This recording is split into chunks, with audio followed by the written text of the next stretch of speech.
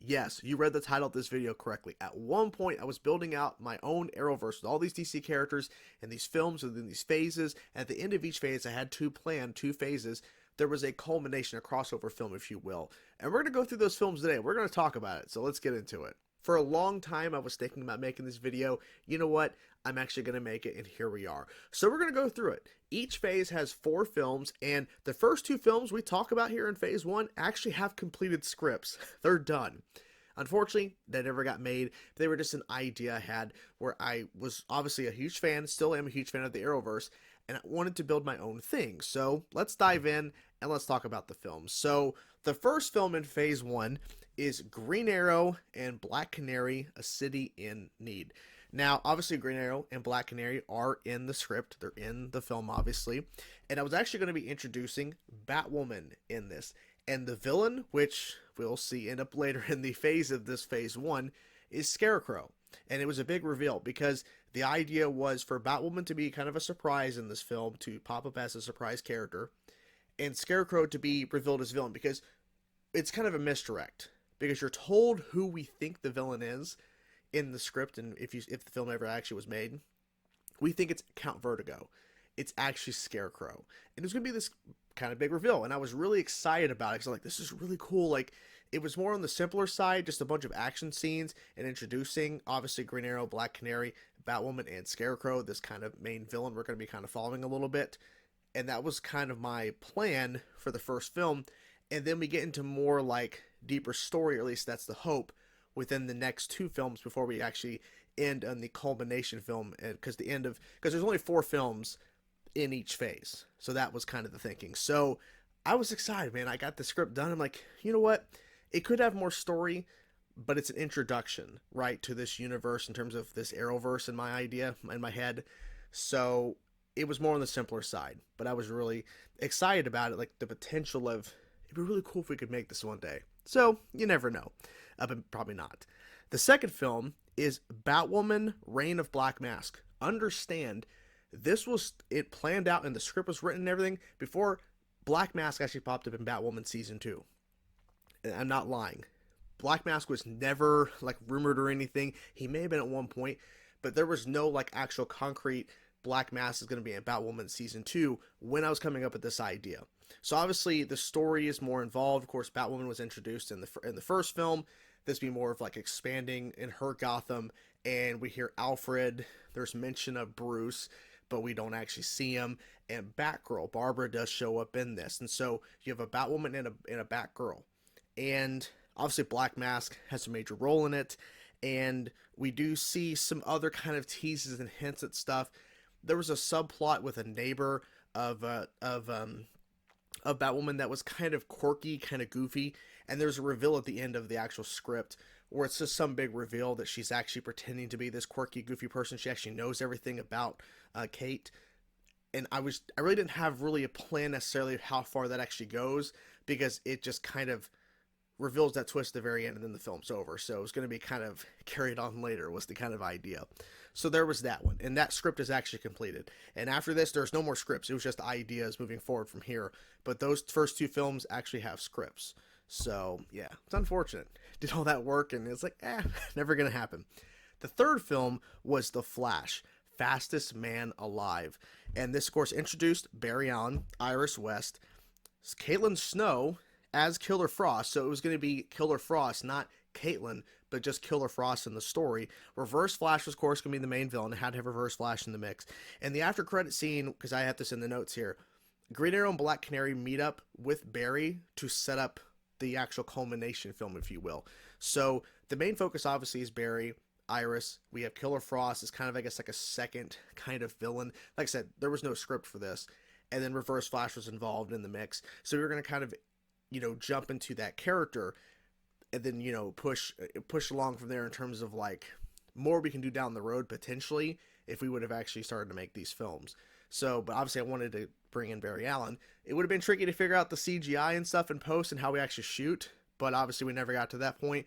But it was just an idea.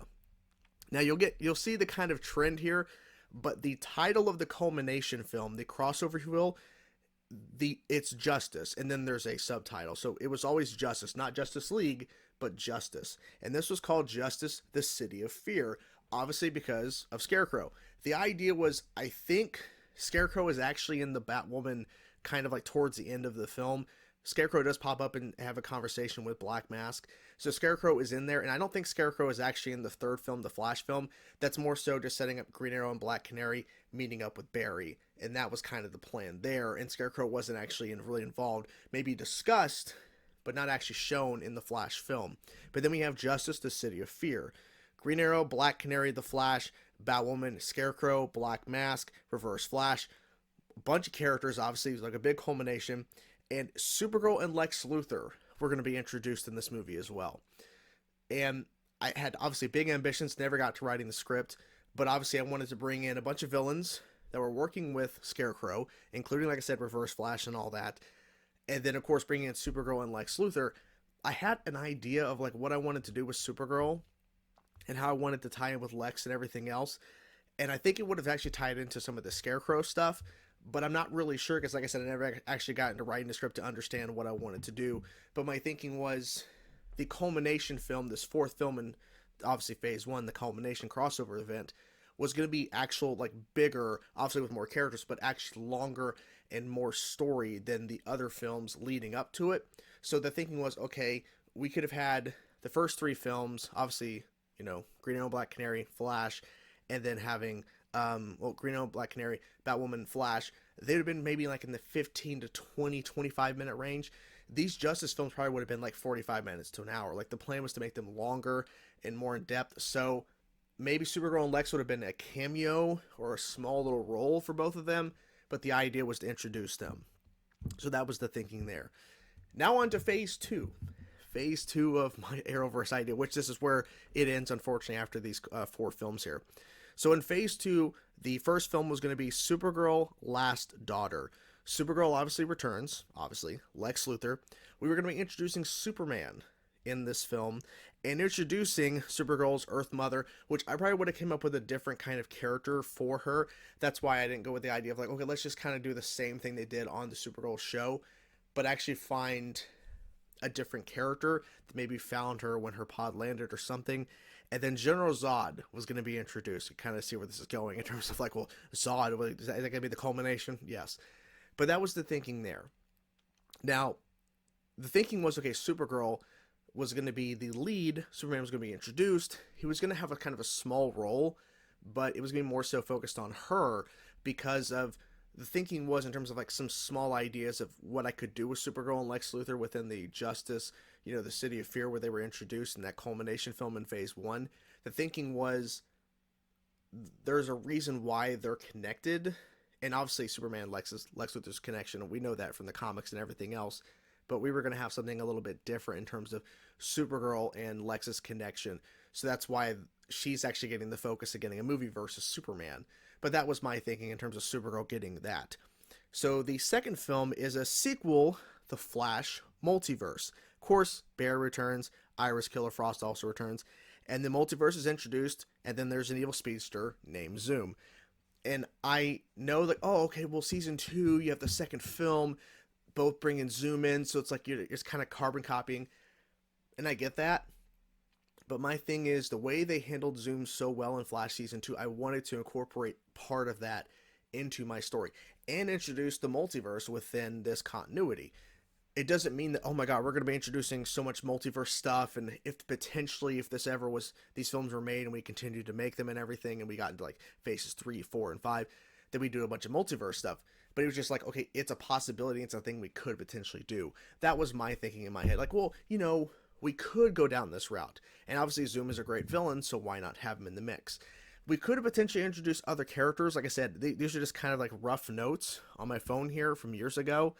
So it's potential that if I actually ever got to writing a script for these films, which makes no sense now for me to do, that, okay, we could have actually found a way to introduce this character or this character into the sequel film because we actually have the room because we've already introduced Barry and Iris and Killer Frost. So we could introduce somebody else, potentially. The third film is another sequel. Now, originally there were actually going to be 5 films in phase 2, but I cut one out.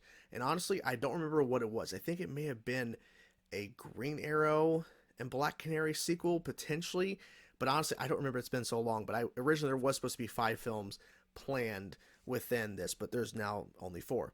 The sequel is Batwoman, Daughters of Gotham, because I wanted to introduce and bring forth a kind of lesser known villain, or a group of villains here, in terms of the Daughters of Gotham, because we could easily pull from another Batman villain, but I kind of wanted to switch up and do something a little bit different. Obviously, Batwoman returns, Batgirl, and Green Arrow is actually involved. And I think that's where I made the switch, because Black Canary and Green Arrow were going to have a sequel kind of film, but then I decided to remove it in my mind in terms of what I was planning on wanting to do.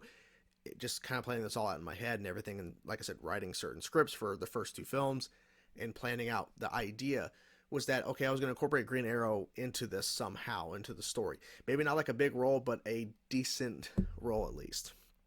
Of course, the Daughters of Gotham is the main villain. And obviously with Zod being introduced, that ties into the culmination. Justice Age of Zod was the title. Obviously, not that original, but it would have been interesting. And so that was kind of my thinking, like, okay, Justice, and I want to keep that, kind of title, and then Age of Zod, it could have been saying something else. So in terms of the lineup here, you can kind of guess all the lineup, but Green Arrow, The Flash, Superman, Supergirl, Batwoman, Killer Frost. Livewire would have been introduced, which would have been interesting. Reverse Flash actually returns in this story, and General Zod plans on destroying the Earth to make way for a new Krypton, is what I wrote out. How Livewire and Reverse Flash ties into Zod's plan, not really sure, but the thinking was Reverse Flash, of course, would be like a big thing in terms of fighting Barry, so that kind of, distracts him, of course, from the whole Zod fight. And Livewire, like, I wanted to slowly keep introducing characters we potentially could use. And there was also a list, and I don't know exactly where it's at, but there was a list of, like, potential characters that we could use, and I'm not sure if I can actually find them. Let me see if I can. Because I had ideas of, like, okay, we could use this character, like, depending on, like, budget and stuff. Let me actually see, because I typed in, so I was going in the whole list of, like, characters. We could have used potentially Robin at some point. Like, I was just writing out potential characters. Catwoman would have been interesting to maybe bring in.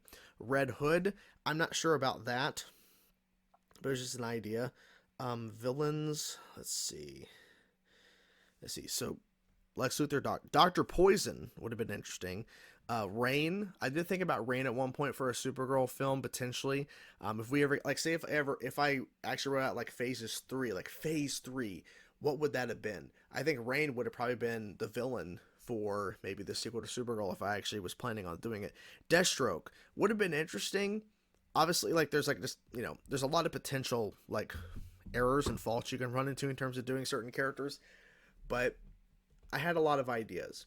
Obviously, this never got to the point of, like, even though I had 2 scripts, like, for the first 2 films, Green Arrow and the Black Canary, and the Batwoman first film, I had those scripts, but it didn't mean that we were actually going to make them. Because at the time when I was actually writing and planning this out, it was just in the hope that maybe one day we could do something, because we were actually going in the direction of, at this point, in the timeline of events, of focusing on non-fan film products. So obviously there was no real shot, and it would have been a big undertaking. I think it would have actually been more of a bigger undertaking than doing Star Wars, to be honest, at the time.